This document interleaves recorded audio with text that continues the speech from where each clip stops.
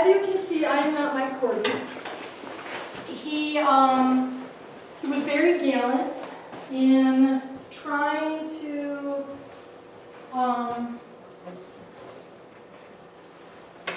make it here today. The original plan was that the ad hoc committee requested that that this presentation that Mike Corby had given to them and also to the Planning Commission be given to the DDA and the Township Board. It was a very well-received presentation and very informative. And we were worried that we were asking too much to have him come up here again and to present. But he was gracious and he's like, sure, I'll make it work out. Last night I got an email saying that the weather is really bad and he's not sure if he's going to make it. And then this morning he said, I'm going to make it. And then at 1:30 he said, I can't make it. I tried, but I actually went home because it was so icy and snowy down in the Grand Rapids area. So he emailed me the presentation. The goal was for us to, last week, have gone over the presentation. The ad hoc committee was very concerned that your questions be answered and that we prepare for the questions. When Mike said that he could do it, we're like, he can handle all your questions. So I know you may have some questions I may not be able to answer, and I am giving this presentation on the fly. So I apologize if it's not as smooth as Mike, and also some of you who have already seen it, some twice. If you feel I didn't capture something that you really felt was interesting that Mike talked about, please chime in or talk about it afterwards, because we want to make sure that we get the points that you found really inspiring to the whole group. Actually, this isn't even a PowerPoint, it's just a PDF, so it's going to be really kind of punky. And I'm going to stand right here, which is right in front of you. How can I do this? Oh, how about this? It's good. Yep. Okay. All right. 20 acres is owned by Filer Township. The reason that this is actually an economic development gift to the community, it was donated. The majority of it was donated. Some parcels the township actually had to purchase to facilitate the sewer system. But this concept of developing this property actually came out of work that was done to create this US 31 corridor analysis and opportunities plan. So it's studies and plan and public engagement building off of each other to this point, where we're actually doing some very fine-tuned sub-area planning. And the reason that we're doing that is because developers want to understand very clearly what a community wants to happen on property. So you usually articulate that through your master plan, you refine it in your zoning ordinance, and here the township owns a piece of property, so they have to put their mindset like a developer, because you are now the owner of that property and something has to be done with it. It is passive to just put the for sale sign out and hope somebody's going to develop it. And the reason why that is passive and not recommended is Mike explained to us that he himself, with integrated architecture, is familiar and working with 3 other communities, so this will be the 4th community, that has property about this size, 16 to 35 acres, this is 20 acres, in communities that are rural. The properties are located along a highway. They are surrounded by some commercial, aging commercial development. They're served by water and sewer. So you've got 4 pieces of property in front of a developer. They all have the same kind of stuff. They're all by an historic downtown. What differentiates between them? What differentiates between them is a community that really knows what they want. And he spent time illustrating a community that went through the process of understanding what they want by talking about a project that he's currently working with in Holland. So Holland has, so this property, if you're familiar with Holland, and I'll show you a map in a few minutes, is off of 24th and Waverly Street. It's just a little off US 31 and their commercial corridor.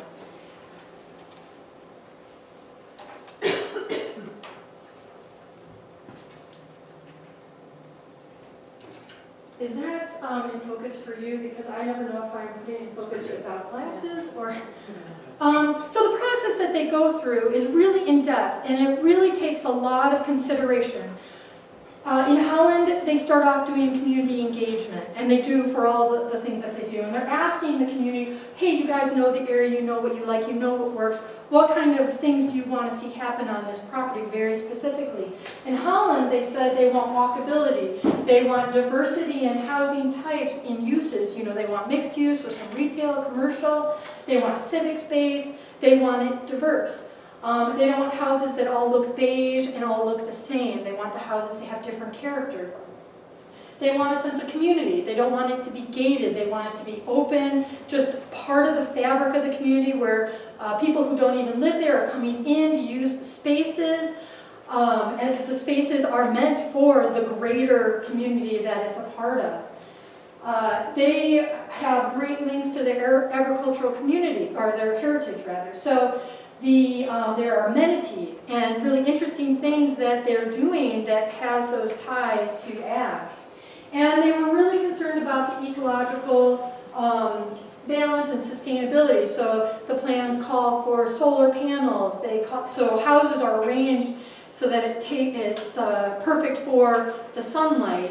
Homes are designed to be super energy efficient, and it's very considerate to the water. There's considerable water on this site. So instead of draining it by putting in tiles and getting rid of all the water, they incorporate that into a feature and they celebrate it, and the landscaping reflects it. And so it just has that look, and they don't ignore it and see it as an impediment. So these were Holland's authentic qualities. Filer's would probably be different, but they would do community engagement to find out what those qualities would be. So I'm going to blow through some of these slides, but if you want to go back and talk about them, I'd be happy to. Walkability. They paid special attention to ensuring there's sidewalks. The streets have ample room for bicycles. There are pathways that lace throughout the project site where it's non-motorized. You're off the road totally, so you're totally safe. So you know, a lot of thought is given to getting people around without a car. Diversity. There is the living space on top of the retail. There's single-family homes that look different than the multi-unit homes. So there's nothing is just like a beige, boring, everything is the same kind of development pattern. Community. You've got some civic space. The civic space could have an amphitheater. Here he's showing like a market, farmer's market, an arts and crafts market. Again, these are open to the whole community, not just the people who live on the site. The ag history, they've got planned for community gardens, which was very important to them.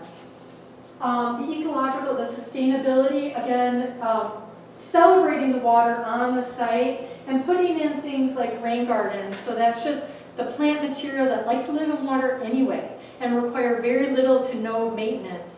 But arranged nicely actually looks beautiful and adds to the quality of life for the folks that live there. Homes that are designed and situated for solar. This is the site right here. This is 24th Street. This is Waverly. Here's 31. I will point out the highway commercial right here, so it's behind the commercial. It's not right off of 31, so it doesn't have that same visibility. You'll notice all the way around the site, on this side is green open space, undeveloped land right now, and this is downtown Holland. On the site, they are planning for 3 distinct neighborhoods: mixed use, multifamily, single family, each having a different type of character and use. They spent a lot of time thinking about traffic circulation. Again, they wanted to make sure that the roads for the site were connected to the rest of the community, but made sense for the development and were safe for the people who live there because walkability was so important to them. Walkability. You can see we've got sidewalks that go down the major roads. We've got interior sidewalks, that's what these dots are. We've got sidewalks that connect it to outside of the site. And then you've got these pathways. These are the ones that are off the road that you can take as you move through the site. And they're taking you and connecting all three different communities and all the way around the site itself. For the open space and civic space, so remember this area here is the mixed use. That's you live and you work down on the ground floor. This cultural center area is planned for those folks, people who live in the multi-unit kind of like townhouses, have an active park where there is the pickleball, the basketball court, and the playground equipment. Again, that park is for the entire community. It is not closed off to anyone. Here's a passive park. I think that that's for people who just maybe want to fly a kite or sit and just commune with nature. And then all the way around the edges are the area reserved for the ag, the community gardens.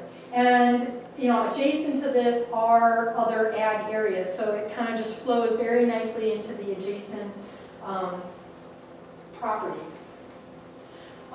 They celebrated the water. They have the water is flowing through the site, so they don't have a lot to irrigate. They even put in water in the islands that go down the boulevard of the site. So there's rain gardens there as well. So here's a concept plan. So what we see is the mixed use, the multifamily, the single family. So think right here. If there's a coffee shop right here, I'm going to get my coffee, I'm going to go into this area, sit at a table, enjoy my coffee. Maybe at this band shelter right here, I'll listen to some music. Maybe there'll be a food cart brought in here, I don't know. If I live right here, I'm going to walk over here, get my coffee, sit in here and enjoy. Here it's a little bit more dense, but they reserve a huge amount of area for people's activities. And then these single family homes right here. Now I want to kind of focus on this because this was very intriguing to the Planning Commission and the Ad Hoc Committee. Those homes, actually every single thing in here was designed based on a retail market analysis and a housing study. Those studies help the developer understand what type of product should be put on this property, what type of businesses will fill these spaces that will be successful, and what type of rents or mortgages to provide for these housing types. And in Holland, at this space, they designed smaller unit homes. But what was really cool about it is that they knew that the market couldn't stand really, really expensive homes for those first-time home buyers or even retirees that are looking to scale back. So they actually will sell these units where you're just buying the house. And then in a couple years when your savings is kind of replenished, you can build the garage. And then maybe a couple years later, you'll connect the garage to the house and build on top of the garage another bedroom. So you see it's almost modular in the sense that as your finances allow it, you develop your property. And that allows people to get, first-time buyers get into a home, retirees to be able to afford whatever level they want, but it allows for that flexibility. And so the Planning Commission and the Ad Hoc Committee, they really thought that that was interesting. I thought that was brilliant. The homes are designed to be beautiful homes, but at a price point, because of the type of construction standards that they're doing, they're definitely they're going to need the solar, the heat, but they're affordable. Linda? Yeah, I thought that was great. They're really small footprint. The lots are only 50 feet wide. It's hard to see from this picture, but the housing is pretty dense in this whole development. I think in Holland they're going to put in like 250 Yes. housing units in this development. And the other neat thing is you see there's a section that's carved out that's not part of the development. This right here? Yeah, Yeah, that's thank you. currently a daycare center, so they've kind of incorporated the existing amenities of the area into the development. And I guess the other thing I wanted to say is, not only are they trying to design this project so that it's welcoming to people that don't necessarily live here, but they're actively going after that, like the community gardens.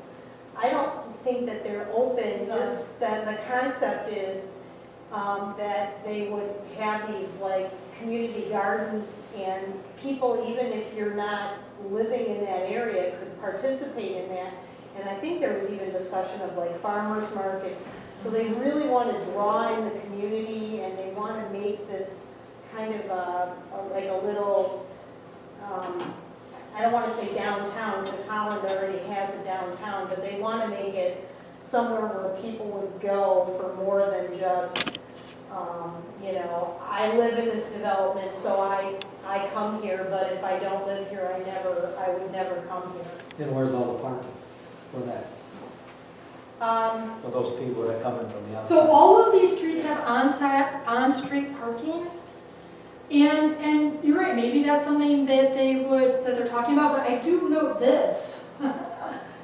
That's a heck of a lot of parking, and shared parking arrangements often are, And it says there's 473 parking spaces right here, on parking, site, 473. so they have quite a few on site. But there's houses in that too, is that part, using that parking? So they're probably Yes. parking on their, right. Right. I think that those are probably details that they're working out, right. Well, I'm not gonna walk 5 miles and go to that coffee shop. You know, there's gotta be something close for outside people if it's open to the outside. Yeah, so no, remember, they were really wanting walkability. That was really important to them. So I don't know the distances, but I hear what you're saying, for sure. So this is Holland, it's not Filer, right? It's not for us here. I will show you real quick, 'cause I know we're running out of time, but one of the key things to this process is to develop this imagery. This imagery is really important for a developer to see. It's all fine and dandy to have it written in an ordinance. It's great to have this concept plan like this, but like, what does that actually look like? And so they do these renderings. So this is what the area might look like for the multifamily residential area. And you can see we've got a couple different types of housing types, but we have sidewalks, we've got street line, we've got streets lined with trees, we've got attention to detail with crosswalks painted on the road for safety for folks, we've got lights. They even show the solar panels. So that's a multi-family residential area. This is a single-family residential area. We have single-family housing types. We've got the community green. We've got, again, the sidewalk. We've got on-street parking. And you can see right here where that would be located on the overall plan. This is the boulevard that runs through the entire project. What I really like about this rendering that you really can't get a picture of just by looking at the concept plan is as I'm driving from where I live outside of this site, I'm coming in because I want to go work on my community garden plot. I'm going to drive down this boulevard. I'm going to see the rain. These are, they call it integrated waterway. So those rain gardens, you know, it's wet. Those are plants that love water. I'm seeing the trees lining the streets. I'm seeing the lights. I look at the sidewalks, but I'm looking at that. That is an historic barn that they saved. And so it just makes for a really nice drive down the boulevard to where I'm going to do my community gardening or the farmer's market. And I guess it's that attention to detail that really helps a developer understand what the community wants. So the other thing that Mike really wanted me to focus on and let you guys know, since he even met with the planning commission, so this is the site, This site right here is about 55 acres. This owner of this property saw what was happening on this site and said, wait a second, I want to be a part of this. So this site catalyzed development on this site. And now we've got 55 acres plus this 20-ish acre site being planned all together. It's now one big project, a couple different property owners, but just talking about this site got people excited about property around it, saying, I want to be a part of this. It's got developers talking and excited, and he's just over the moon about it. And so they started the process of trying to figure out, well, what do you want this to look like? So who knows what could happen with the 20-acre site here in Filer, what planning for it will catalyze for other areas in the township, if not, directly around it. In order to get us to the place where we need to go to actually begin to attract developers or have conversations with developers, Mike is suggesting that we do a number of things. We've got to do a really good site analysis, so really understand the property. We've got to do a topo and boundary survey. I don't know if you guys have taken the tour with Tom on his golf cart, but that site has got topography. It's wild in there. And it looks totally different than when you're just on 31. It's a really cool site. So you got to understand it a little bit better. You got to have the community engagement to figure out what do people in Filer think about developing that site? What do they want? What are their what characteristics, what values do they feel are really important for it? And then that conceptual design that we can take and give to a developer and say, okay, this is what we want to see. Something like this. And that's what they're asking for. So we've got to have that design done. We've got to do some preliminary site engineering. We've got to look at the utilities, stormwater, some of the grading that might have to happen. Our site is really complicated, so this is a really important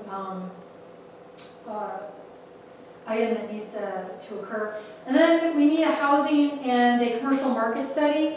So the commercial market study, I'm going to call it a retail market analysis, that the DDA is already engaged with Bob Gibbs in doing. So remember, that market study will tell us what type of businesses will be successful in Filer.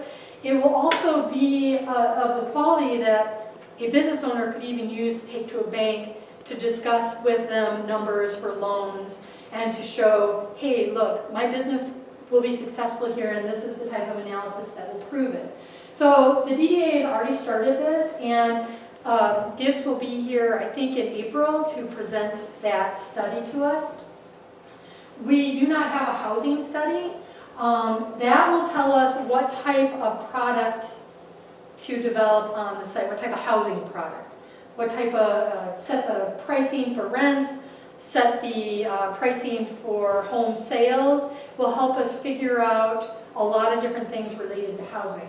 So these are some of the things that he recommends to have done. I do know that the township is having a survey done right now, so there are things already in the works, but a little bit more work needs to be done.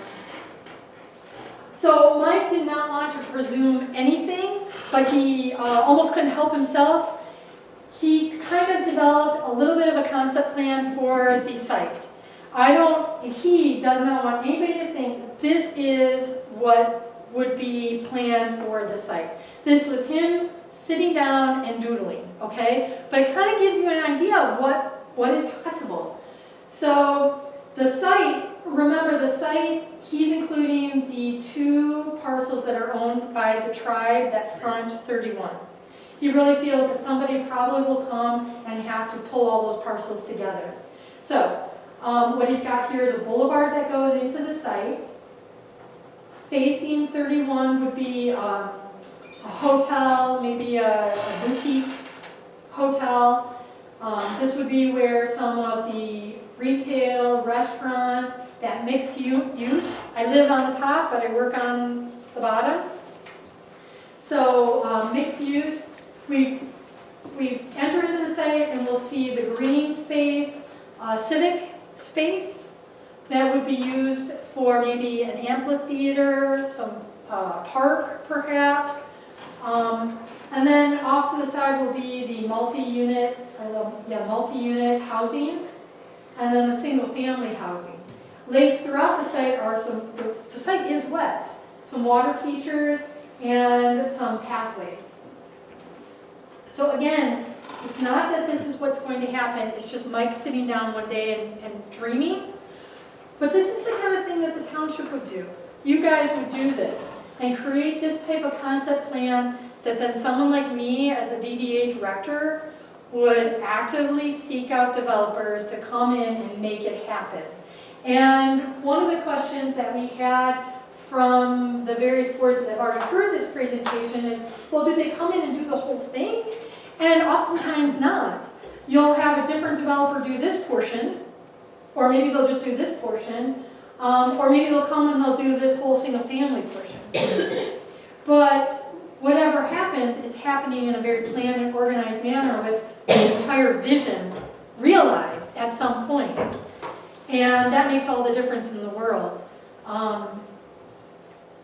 So I am out of time and I did that really, really fast.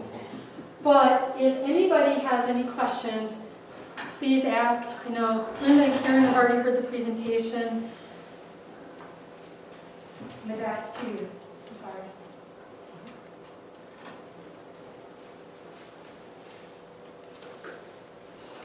There are some flags and stakes up where they started to survey that property that we own. If you look by the Forest Service building, you'll see a couple of flags there. You'll see a flag over by our water tower. And if you go behind Shelby Bank, you'll see 4 flags where the township intends to maintain for the water well. And they're not permanent yet, but they will be when around on the stake in. But, Well, so if there are no more questions, I guess, the next step is that the township needs to have more conversations about where they want to go with this. If you want to keep going along the path of actively developing this site, then there are the things that Mike recommends that need to be done, like this. Particularly a housing study and the community engagement so that the conceptual design can be produced. So, we've got planners. They would be, take an active role in that conceptual design part. But, so yeah, those are things that need to be considered by the township. So with that, thank you very much for your time and for coming a half an hour early, Township Board and DDA, and for the planning commissioners who came today. Thank you very much. Thank you, Cameron. Thank you. Yeah.